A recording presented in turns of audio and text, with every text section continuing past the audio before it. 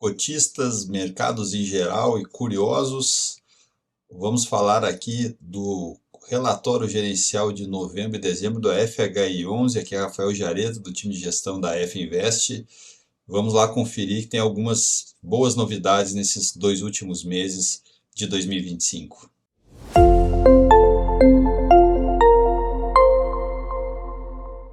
Bom, pessoal, vamos conferir aqui o relatório de gestão de novembro de 2025 do FHI11, que é o fundo de papel da F Invest. Aqui, para quem não conhece, né, são alguns dos pilares desse fundo, da gestão, né, da própria Araújo Fontes. Vou te destacar aqui que é um fundo sem performance. As últimas 6 ofertas foram custo zero cotista, nós da gestão quem pagamos os custos da oferta. Temos o compromisso de nunca fazer abaixo do valor patrimonial, né? Tem aí uns 35 anos também do ecossistema Araújo Fontes. 1% de taxa de administração, né, que isso engloba gestão, custódia, escrituração, e aí a liquidez média dos últimos 6 meses, né, quase 800 mil diariamente. Os detalhes do fundo que eu passei. Bem importante, se inscrevam na newsletter do fundo, né? Tudo que a gente produz de conteúdo, a gente envia direto no e-mail de vocês, fica como alerta.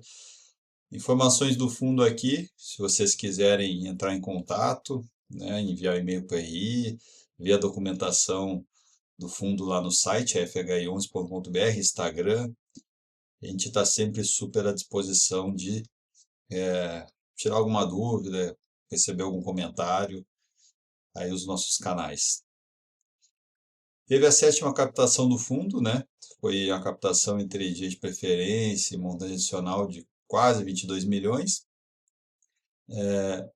A gente acha que, assim, tem que andar, né? Tem que andar para frente. Então, só de ter a oportunidade de poder fazer uma oferta, né? São poucos fundos que tem. A gente achou que tinha e conseguiu captar. Depois vocês vão ver como é importante captar dinheiro novo, que você, no momento de agora, com taxas, né, atrativas, você consegue alocar em bons devedores e boas taxas, né? Aqui está um pouco da distribuição desse recurso, né? Depois a gente vai falar lá na frente. Esse é o vídeo, né, a cada 2 meses que a gente faz, estamos fazendo agora, sempre fica ali um link no relatório para vocês abrirem, enviarem para quem quiserem, assistirem. Resultado do mês de novembro aqui, 1,03 por cota, a gente distribuiu 1,01. Se você for ver ao longo do ano, né, ficou em torno disso, 1,01, né, a maior parte do tempo. Então que é a estabilidade de rendimento que a gente gosta de fazer, e para isso a gente acaba, né, deixando um pouco de resultado acumulado, tanto nos CRIs acurado de inflação ou em resultado mesmo. Então a gente tem aí 0,55 ainda por cota, né, para ser distribuído. Deixa eu passar aqui que eu quero focar nas alocações, né? A gente alocou aqui um devedor novo, que é o Crijanor, um empresário assim bem testado, né, que é a primeira emissão dele, não tinha zero dívida, então a gente conseguiu comprar a IPCA mais 10,42, a gente conseguiu comprar uma outra tranche depois a 11. Então, um novo devedor aqui, que é uma das nossas metas, né? Trazer novos bons devedores, boas taxas e pulverizando cada vez mais.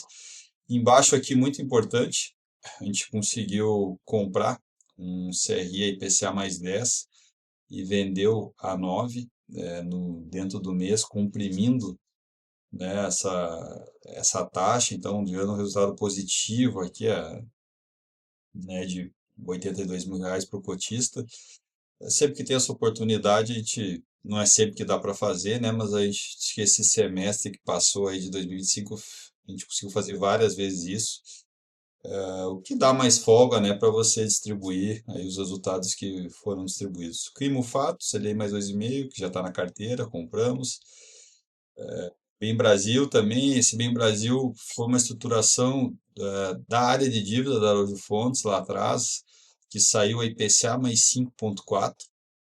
A gente não comprou na época que achava que a taxa era muito baixa. Como, né, os juros subiu muito e, e essas taxas acompanham, né, de certa forma. Agora, assim, IPCA mais 10 praticamente, a gente comprou um lote grande aqui que levou uma taxa média de IPCA mais 9,51. Para esse devedor, a gente acha que é muita taxa, assim, um devedor super bom.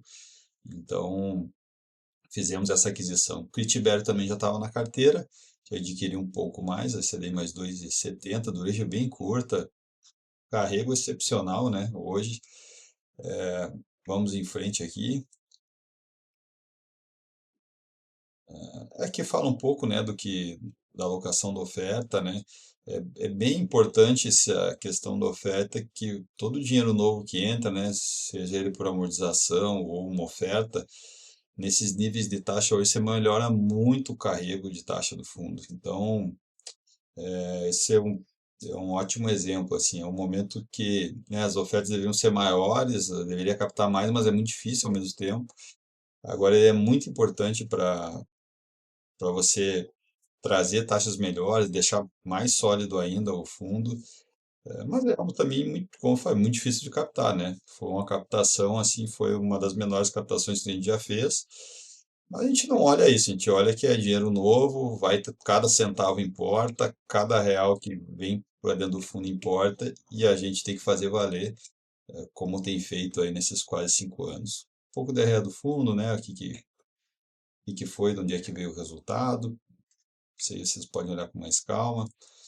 Histórico de cotistas vem caindo, né, esse ano, acho que muito em função dessa competição de produtos da indústria, mas deu uma segurada, vamos dizer assim, né?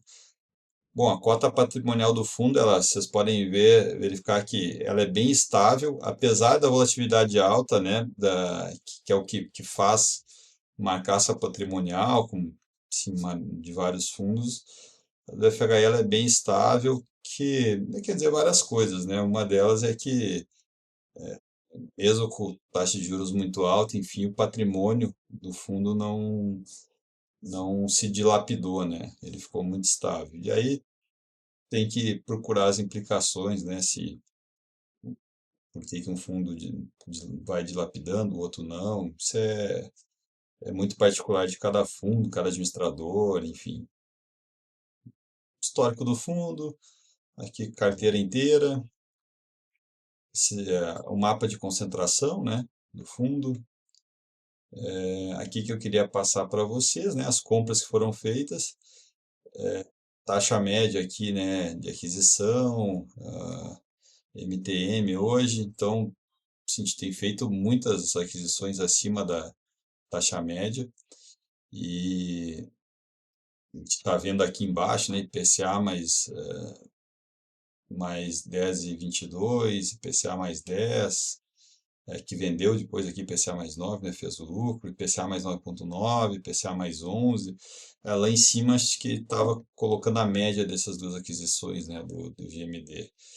E os CDIs aqui que carrego excepcional. Só colocando aqui que a gente já está, né, por fim, quase 30% de CDI, que acho que é o ideal. Tem muita gente que vai falar assim, não, mas o CDI, né, a taxa de juros vai cair e tal. Bom, já tem um tempão que a gente está ouvindo essa história, mas assim, de fato parece que agora vai cair um pouco sim. Mas mesmo assim, se alocar em CDI é muita taxa, pessoal. Assim, a gente está vivendo alguns anos assim de carregos excepcionais, né? Sempre fala assim, se a Selic cair para 11, é muita taxa ainda, tá? Então, a gente acredita que ainda é um bom carrego. E o que tem de IPCA, como vocês estão vendo ali, a gente tem aumentado bem as taxas também. Então é isso, vamos lá para dezembro agora, o último mês do ano, para ver o que a gente tem de novidade. Bom, pessoal, vamos ver dezembro, que também como comentário de dezembro, de novembro ali com a questão da oferta, acho que dezembro também mostra uma aquisição, né, com um nível de risco bem baixo, com a taxa muito boa, para a gente verificar aqui. Isso aqui a gente já passou antes, né? O resultado, né, de dezembro foi 0,97. Então, aquele acumulado que a gente tinha usou para acabar distribuindo, né, 101, que é o que foi entregue aqui. Então, essas oscilações aqui acontecem, né? É, por exemplo, em julho, a gente distribuiu 109, é, aqui teve 1,11 de resultado, distribuiu 1,01, então guardou o resultado. Abril deu 1,20 de resultado, distribuiu 1. Então a gente está sempre cuidando para ter um excedente ali para manter estável, né, a distribuição. Vou passar aqui.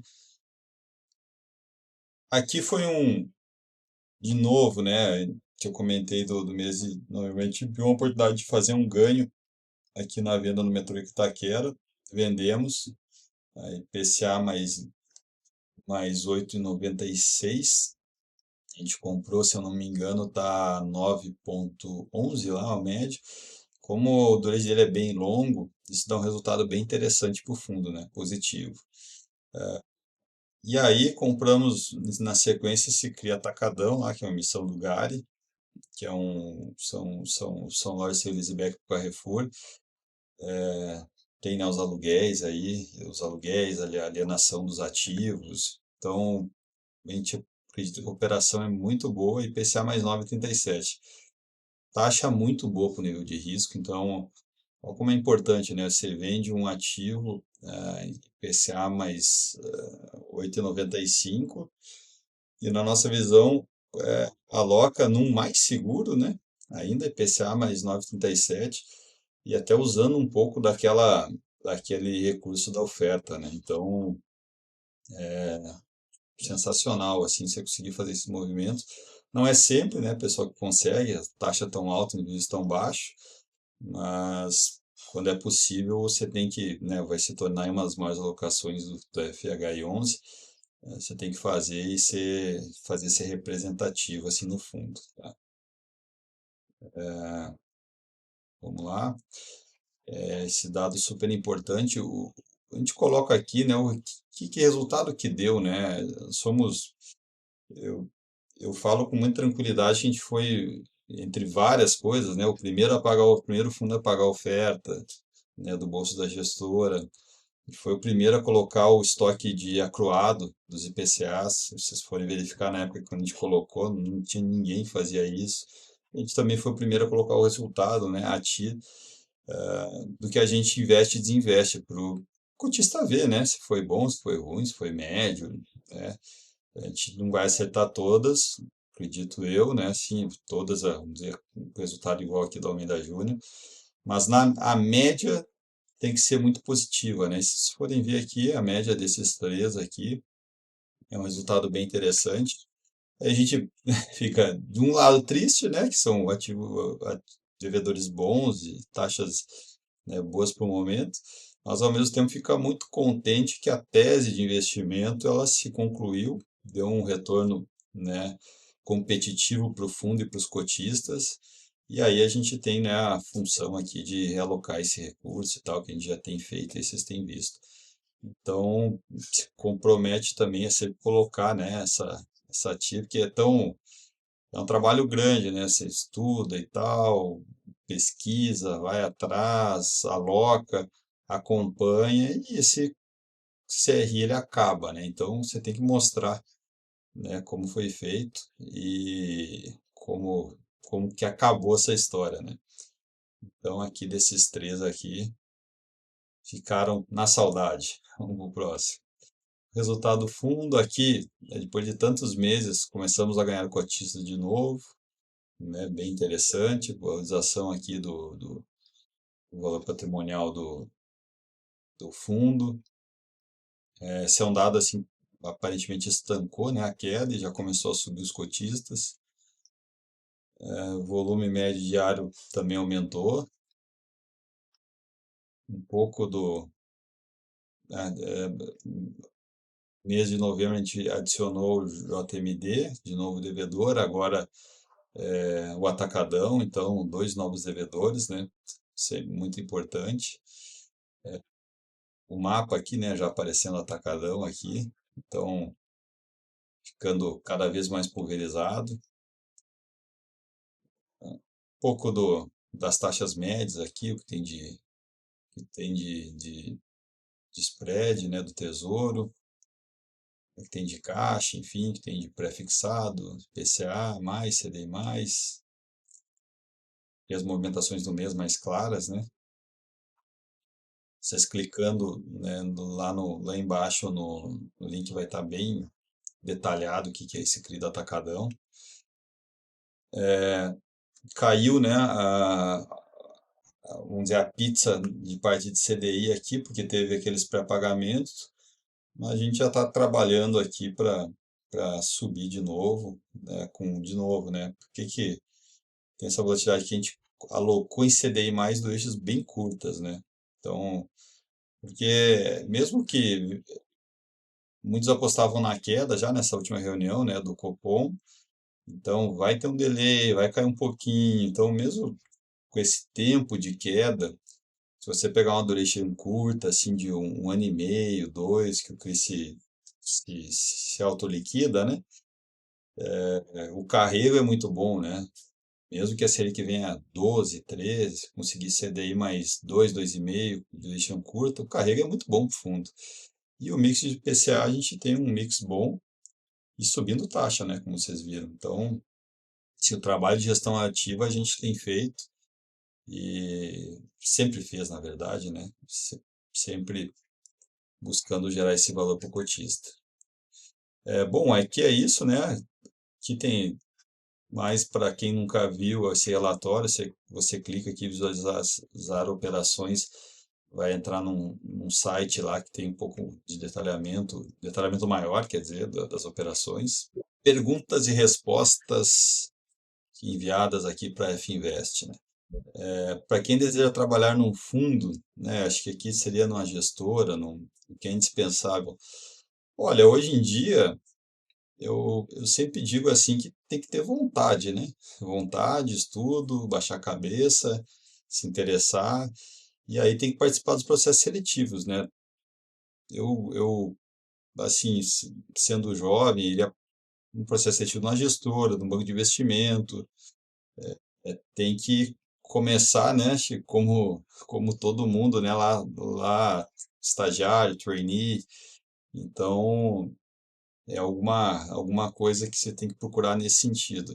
E aí depende muito de você, né, a oportunidade tem, o mercado está cheio de oportunidade, aí depende muito da dedicação, da vontade, do estudo, da técnica, da interlocução com as outras, né? Porque aqui também você tem que ser técnico, mas você tem que desenvolver, né? Com outras gestoras, com os bancos, tem que ter entender o que ou o devedor que é, no caso nós estruturando um CRI, então tem que ter um vasto, né? Vamos dizer, nível de habilidades, mas começar é aí, né? Você participando desse processo seletivo, não tem jeito, tá? O fundo realiza emissões abaixo do valor patrimonial? Não, e não vai, tá? Esse é um propósito nosso, tá? Já há muito tempo conhecido, o que a gente fez foi sempre no patrimonial e assim vai seguir.